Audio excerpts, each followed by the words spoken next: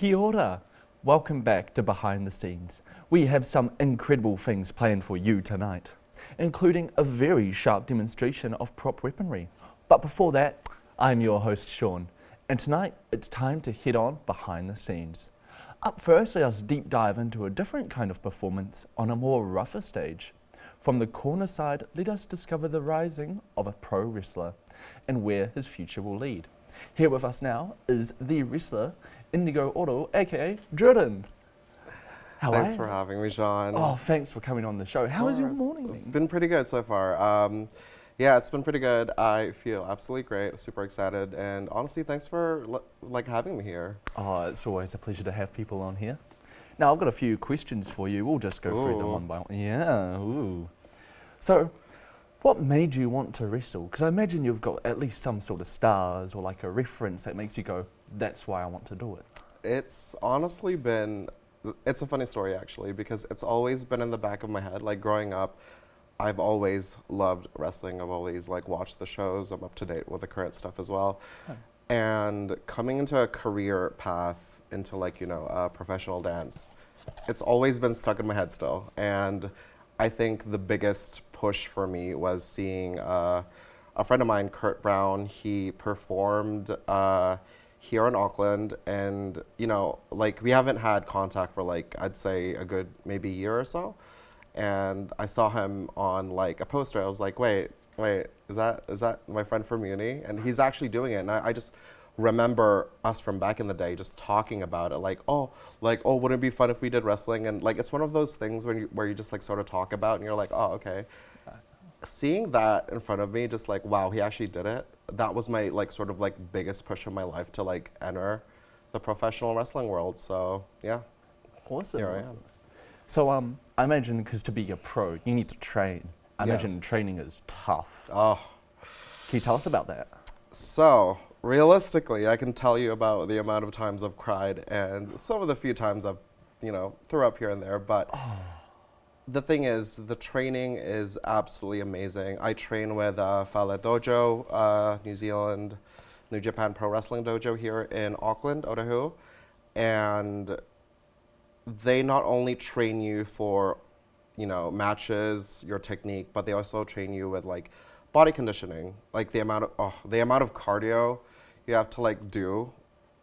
And the thing is, it sort of is a stepping stone, because I've been told during training that they wouldn't trust me in the ring if they knew I couldn't do it properly. You know what I mean?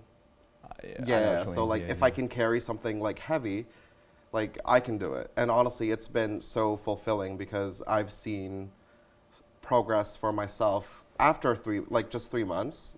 I've done things that I didn't know I could do, and now I could just walk with my head a little bit higher. I could walk with confidence, and yeah, it's just super amazing. Oh, that's awesome. Unfortunately, that's all the time we have for today. Thank you so much for coming on, by the way. Of course. Do you want to say anything else before we quit off? Yeah, I will be performing at this year's retro event in New Zealand, so try to check that one out, and check out New Zealand Dojo, Tamashi. Yeah, I'll see you guys there. Awesome. Well, up next we have an exclusive backstage look at a local stage being set up for a crazy night. Hosted at Vespa, we have a look at 4 bands: Bright Ideas, Steel Tap, Deaf Chemist, and Backshots, getting ready for a night to remember. Let's jump right into this gig together. Tonight at this university bar is a night like no other. 4 bands at Vespa are getting ready with rehearsals and sound checks moments before the crowd comes in. Making sure instruments are hooked up, every guitar tuned, every key pressed, every sound checked, and every beer drunk. Then, in a few minutes, this empty bar turns into a room jam-packed with fans coming all over from Auckland. With the music so loud it blew out the camera microphone twice, these lucky people are no longer just simply watching the music,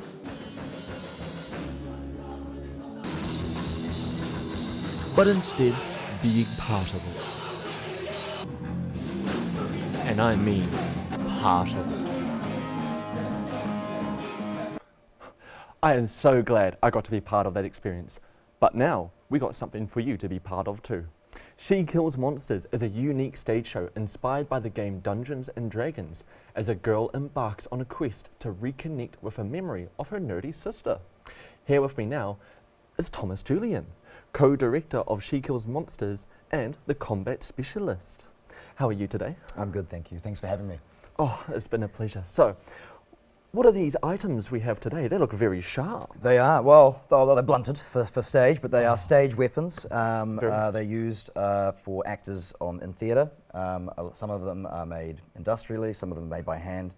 And they're just used by actors to use on stage, metal weapons to look like real swords to make real noises. And I'll take you through a couple of them right now. The first one I'm taking right away is a Pompeian Gladius. So this one I love because this one's about 10 years old. And so it was handmade by someone I know. And he gave it to me, gave me four of them as a gift. And they're wonderful. They're like, they try and emulate as much as they're made. So that's a wooden handle that's been bound over. It's just a solid piece of steel that they've hammered out so it's nice and blunt. So when you hit something, it's not going to actually be sharp or anything like that. Right. And they look great with I think I'll put this with these two as well. This is a shield, or it's actually what's called a 16 gauge buckler shield. And looks like what to be is a model of bucklers, which are a type of shield. They're about this big. And they would sit on the arm, and you'd sort of hold them up like this and jab over your enemy like that, and they'd have slits in them as well, so you could put a sword through. But this is a great shield, and I found this online, but it works for stage. Yeah. But what about these Yeah. fellas? So these are great. I'm a big fan of these. Don't use these enough. These are ninja size. So these are meant to emulate 9th century ninja daggers. And we use them a lot in Shakespeare. So they look great in a duel when you've got one big rapier and one of these. These are great for the Hamlet versus Lutertes fight or something like that. Always trying to score points on each other with daggers. But what they're used for is by ninjas during the 9th century, 10th century. They could be silently removed or surreptitiously removed from your armor, and you could be used to dispatch of emperors and shogunates and magistrates and famous people around Japan at the time. The idea was that there was really silent, stealthy weapons. But yeah. Oh, thank God, I'm not a Japanese shogun, No, then I would no. be dead. Yes. But what is this beautiful piece? This is my favorite piece, definitely. This is a Norman short sword, actually, which is around Norman times, so that's Norman kings in England, so around the 10th, 11th century. I'm sorry, did you say short sword? Yeah, it's a short sword, yeah. So most swords are actually 1.2 to 1.5 meters long, very long. This is probably only about 800 centimeters or so.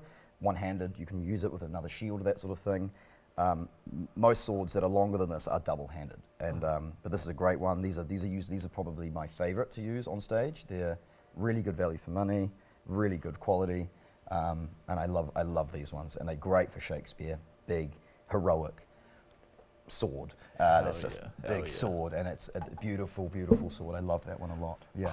It does look so impressive, your collection. And thank you so much once again for bringing these lovely items to us on stage. Right, thanks for having me. They look pointy. I'm glad I'm not in the medieval time. But let's jump from combat to music with a look at Aotearoa's brand new television show, Happiness. Charlie Summers, ex-Kiwi Broadway director, is forced by circumstance to return to his hometown of Tauranga, where his mum makes him join her amateur theatre society. TV3's Happiness is sure to bring just that. Let's check it out.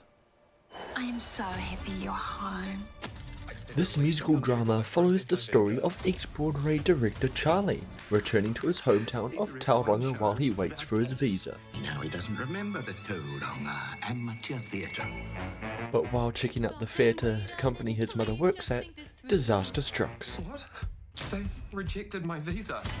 And to get his visa back, he has to show that he is How am I worth meant it. to do that? Charlie's gonna help with the show! But, unpronounced to him, this theatre company is very, well, amateur. Looks like a Shetland pony. Yeah. So take a seat and follow Charlie's adventure of getting those amateur theatre into big stars. With drama,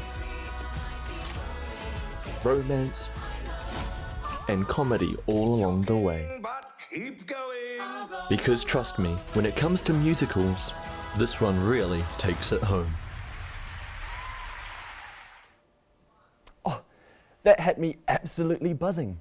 You can watch the episodes of Happiness on TV3 on demand, where that incredible cast is sure to get your toes tip-tapping. But speaking of cast, we are now joined by a very special actress we have many seen performing in local favourites such as Wicked, Twisted, and so much more. I've also been told that she's been running to be the live action Moana. But here with us now, we have Happiness actress Marilu Webster. Hello. How are you? Good, thank you. And we're also joined back with Thomas and Jordan.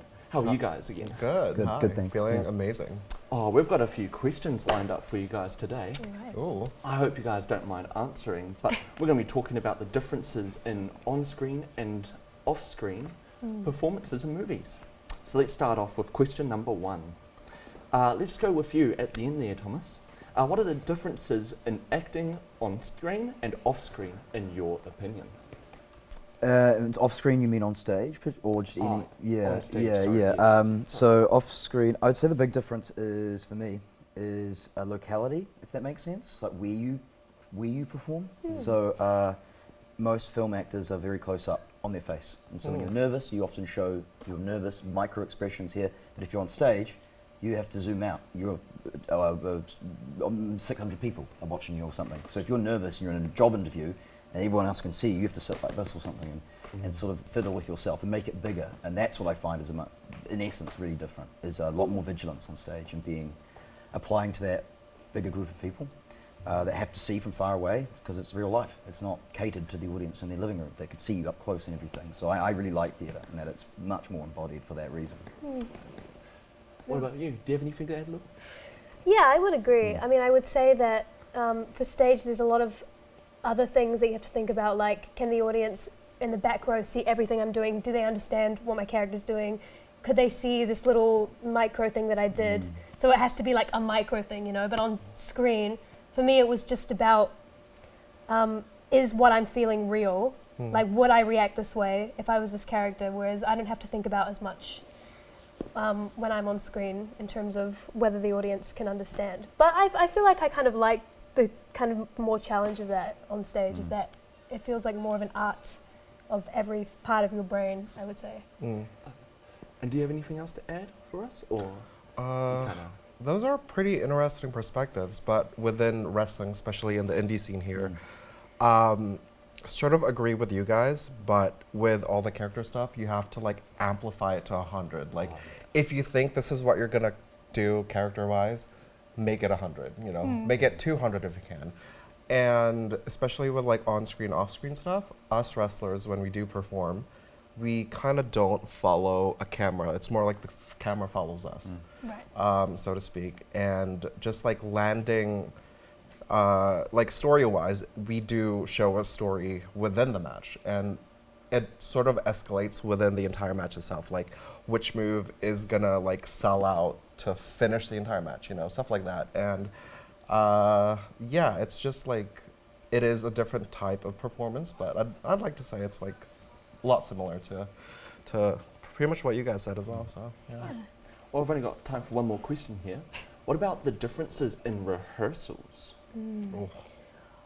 I mean, well, it was interesting for when I did Happiness, we actually didn't rehearse at all. Like, we rehearsed the musical numbers and stuff like that, but everything on set we did for the first time. So it was basically like, stand here, stand here, stand here, stand here. Okay, we're rolling, let's go. And I was like, all right. So it was very much like you were doing everything in that moment, and it was much more like theatre, of course, is very like you rehearse for months and months and months and months, or weeks if you're a professional. But yeah, it was interesting on screen. I was very surprised that we didn't rehearse at all. It honestly made things feel a lot more real to me, like it was a lot more in the moment.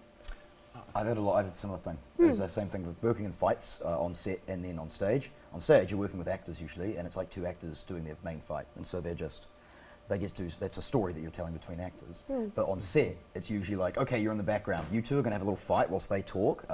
You have 10 minutes to come up with a fight. Go. Yeah. And that's your rehearsal. You have 10 minutes, and then you do it on Nuts. set, and that's very different. Awesome, awesome. Unfortunately, that is all the time we have for today. Thank you very much for coming up and sharing your perspectives on the whole situation. But if there's one more thing that's the same between stage and screen, it's that both of them are hard. So much mahi goes into all kinds of performances, and it's our job as Kiwis to make sure we keep supporting them. So make sure you tune in to TV3 to catch all episodes of Happiness, and grab your tickets for Tamashi before it's too late. Next week, we call up a special guest who's recently created a film right here in Aotearoa. After a raucous few weeks in theatres, this actor wants to share a thing or two about theatre etiquette. So, keep your peepers peeled on our Instagram, Beyond Behind the Seas @NZ, for more clues on who it may be. But for now, it is time to draw the curtains. Till next week, I've been your host, Sean, and it's always been an absolute pleasure. That's all, folks.